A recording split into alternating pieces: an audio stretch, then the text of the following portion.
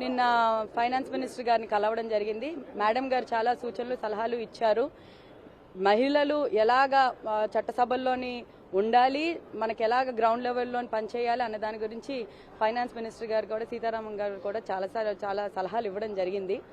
అయితే మా సంపూర్ణ మద్దతు సాలిడారిటీ అనేది ఉమెన్స్ బిల్కి కూటమి తరఫు నుంచి తెలియడానికే మేము వచ్చాము.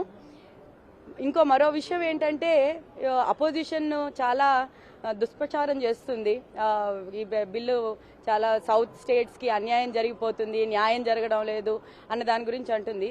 చాలా బాధాకరమైన విషయం ఇది. ఎందుకంటే ఈ ఉమెన్ బిల్ పాస్ అవ్వాలంటే డీలిమిటేషన్ బిల్ పాస్ అవ్వాలి. డీలిమిటేషన్ బిల్ రావాలి అంటే కూడా దానికి ఒక కమిటీ వేసి ఆ డీలిమిటేషన్ కమిటీకి ఒక రిటైర్డ్ సుప్రీంకోర్టు జడ్జిని పెట్టి ప్రతి రాష్ట్రం నుంచి 10 మెంబర్ కమిటీ తీసుకొని వీటన్నిటిది ఒక ప్రణాళికతోటి రూల్స్ అండ్ రెగ్యులేషన్స్ అన్ని ఫాలో అయ్యి అన్ని ప్రోటోకాల్ చేసి డీలిమిటేషన్ బిల్ అనేది పెడతారు. అవంతా క్లియర్ కమిటీ ఇచ్చిన దాన్ని బట్టి ఉంటుంది. ఎప్పుడు కూడా ఒకటి గుర్తుపెట్టుకోండి, మహిళా అభ్యున్నతి కానీ ఎంపవర్మెంట్ ఆఫ్ ఉమెన్ జరిగితేనే, చట్టసభల్లోని మహిళలు ఎక్కువ మంది ఉంటేనే రాష్ట్రం కానీ దేశం కానీ ముందంజలో ఉంటుంది. అంతేగాని ఎవరెవరైతే ఈ ఉమెన్ బిల్కి అగెయిన్స్ట్గా మాట్లాడుతున్నారో, ఎవరెవరు వ్యతిరేకిస్తున్నారో వాళ్ళు మహిళా ద్రోహులు. మహిళల అభ్యున్నతిని వాళ్ళు ఆనకట్ట వేయడానికి ప్రయత్నిస్తున్నారు.